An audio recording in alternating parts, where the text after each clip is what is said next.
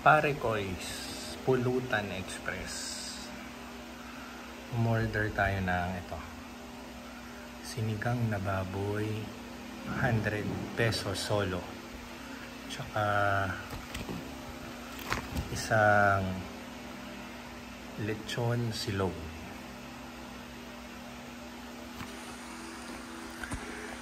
Lunch namin ni Tinsel. Parang lunch date na rin namin kasi walang oras magluto, no? Lahat pagod si Tins kahapon sa event nila sa Ayala Triangle. Tapos tayo naman ready hit, inasikaso si Pixar and everything. So lahat ngayon tamad mode, no? Pero ito si Tins, magla-lunch date tayo ngayon. Oh, really? Hindi na alam. May in-order ako eh. Kasi hindi na rin kami nakakapag-lunch date eh. So kahit dito lang sa bahay. Yeah. Biglang bumaba eh. Nag-vlog ako eh. Dapat surprise eh. Pero okay lang. Isi-set ko sana muna yung... Aakit ako para ma-surprise. Hindi na. Okay lang. Sabay pa rin tayo mag-lunch. Siyempre, gawin nating lunch natin na may kandila. Para naman may somewhat romantic.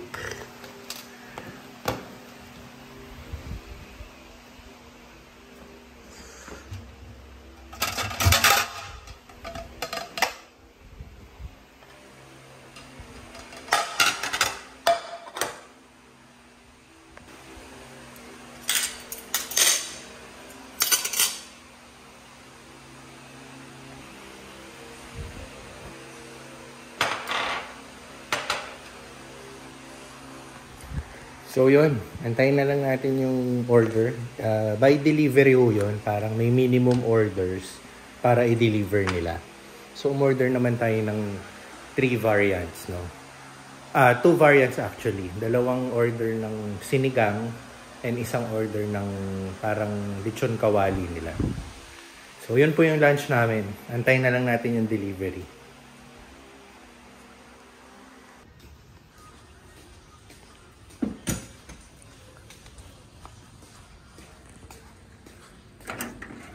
Ito. Dali ah. Okay, isa, dalawa. Ito po yung order namin. Sinigang, lechon silog. Tapos kumuha na kami ng kanin sa kusina.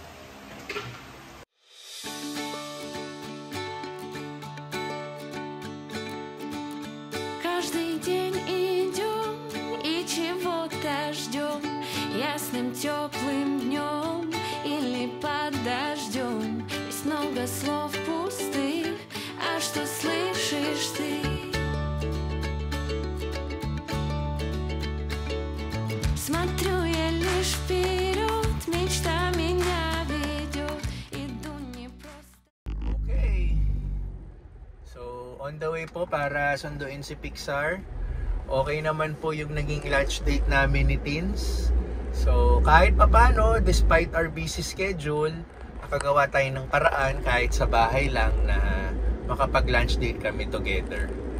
So, yun, nakapag-recap kami yung mga nangyari the past week, either sa business or personal. So, okay naman po. And then ngayon, naiwan siya sa bahay. Patuloy yung pagpapahinga niya. And sabi niya, mag-gym daw siya later, no? So, tayo... sundo natin si Pixar and then baka umuwi na lang din po kami para magpahinga kasi po ano pa ngayon, Monday po ngayon, no? Kasi po sa Wednesday attend po kami ng kasal sa may Tagaytay area po, no? Not sure, ko-confirm ko po kung Tagaytay area or silang Cavite area, no? Basta somewhere doon, no? Yun nga po, attend po kami ng kasal ng pinsan ko, pinsang buo. So another event na naman po na pagkakabisihan, no? So, aside from that, ang ating usuals, ang Ready Hit Go, Tinsel Pan, and Takoyadon. So, tuloy-tuloy pa rin naman po yun, no? So, ano lang tayo ngayon, dumidiskarte lang tayo ng pagre-relax, pagpapahinga. Kasi, again, sa mga darating na araw, lalo na ito, approaching Christmas na tayo. talagang ine-expect po namin na busy po talaga ang magiging schedule namin. So, tara, samahan nyo po ako. Sunduin muna natin si Pixar.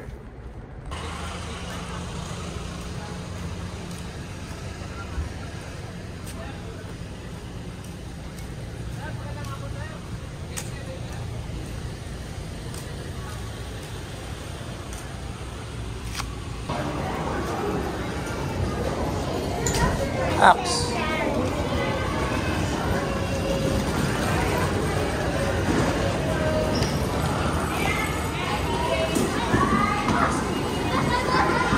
Restroom? Okay.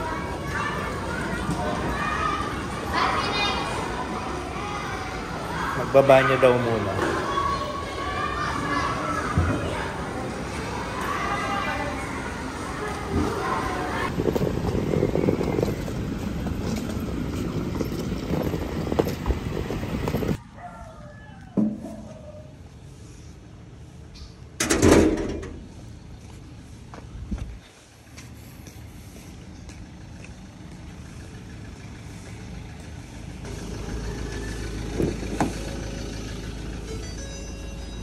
Okay.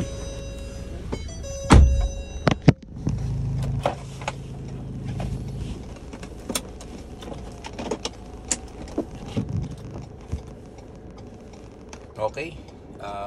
Tuesday po ng umaga, 7:30. So, on the way po tayo sa City Hall ng Las Piñas. Ang pakay po natin is pumunta sa Engineering Department. Para po, ito na po yung yellow card na sinasabi. I-recap lang po, no? Last week po, nag-apply po tayo ng new Meralco line, no? Para po sa lote ng parents-in-law ko. Ay, sandali. Miss Carmen!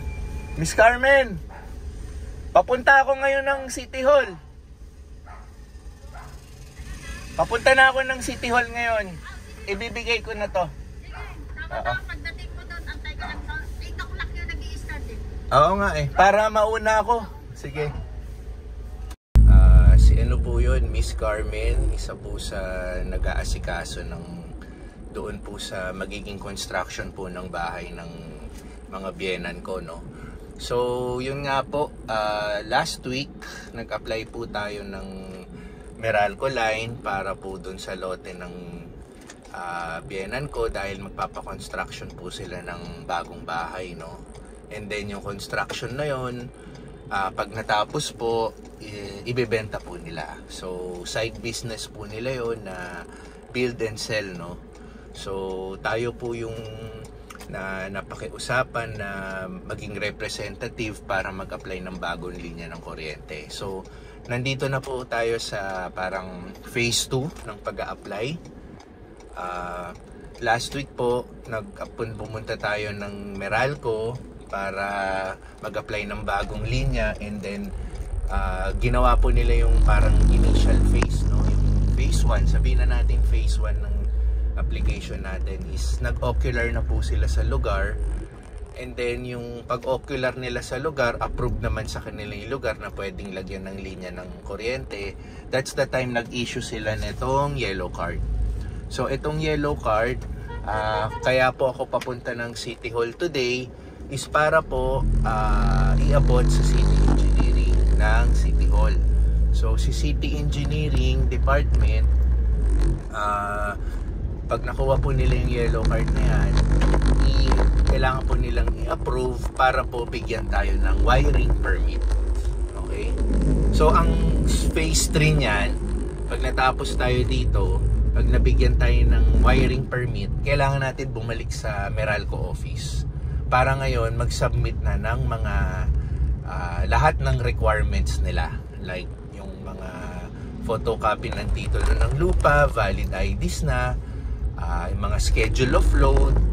Yung schedule of load, ano daw po yun, yung mga parang gagawa ka ng plano, yung dami ng, or yung dami ng equipments or ano na gagamitin mo para po mag-install sila ng temporary ano ng kuryente. So hindi pa po ako masyadong knowledgeable about that. kumbaga sinabi lang sa akin initially. So yun po yung magiging process, no? Para po to dun sa mga interesado or curious lang paano mag-apply ng bagong linya ng kuryente. So yung mga, alam nyo po, yung mga bagay na to ngayon ko lang natututunan, no? Kasi sanay tayo nung bata pa tayo, hindi naman tayo nag-a-apply ng ganito, no? Mga magulang natin or kung sino man ang nag-a-apply nito.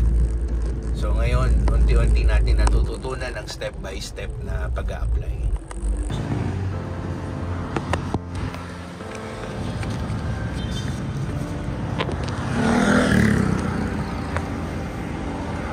So dito tayo, no, nag-park. Kasi ganito kaaga, punong-puno na ng parking yung City Hall. Wala na tayong maparadahan. So dito tayo ngayon sa SM nag-park. So ang kagandahan, yung City Hall, halos kaharap lang netong SM Center Las Piñas. So walking distance lang.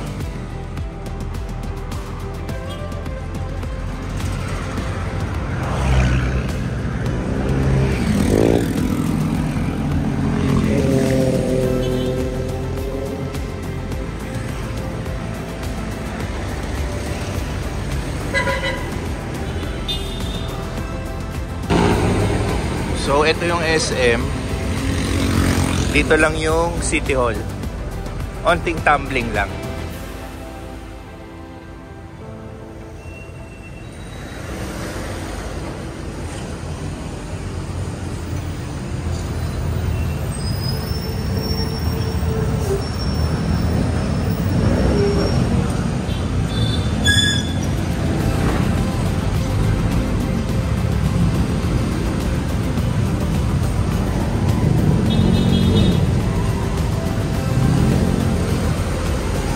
Ito na po yung City Hall ng Las Piñas. Kung makikita mo yung paradahan nila, punong-puno na, oh. Kaya doon na tayo sa SM nag-park. Kaysa magantay tayo ng matagal para lang sa parking, doon na lang tayo, tas lakarin na lang, no? So ito po yung City Hall ng Las Piñas.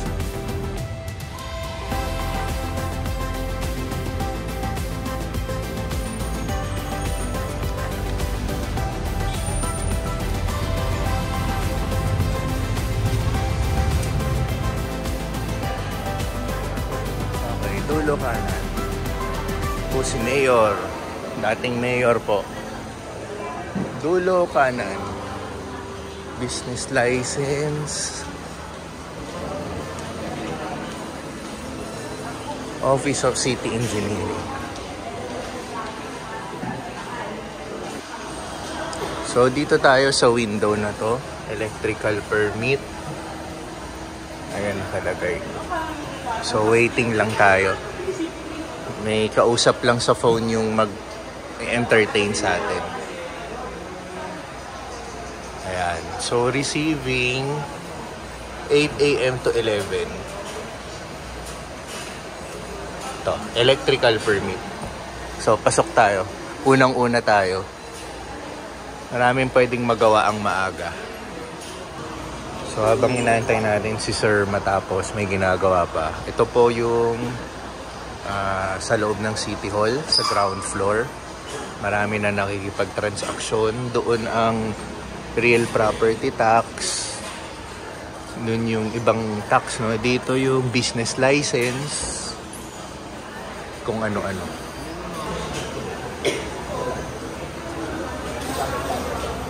So labas na tayo. Pala may second floor.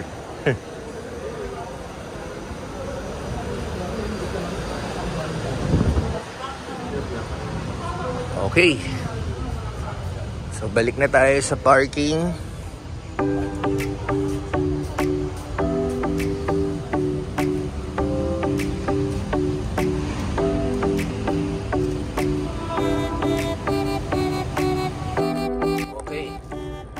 Pabalik na tayo ng bahay. So, ayun, kailangan natin na naman mag-accomplish ng application form and then yung mga hinihinging requirements para bumalik sa kanila. And then, pagbalik sa kanila, may sarili rin silang ocular, para tignan yung lugar at kung approve sa kanila, and then kung approve sa kanila, that's the time bibigyan kanila ng parang permit para lagyan nila ng temporary service.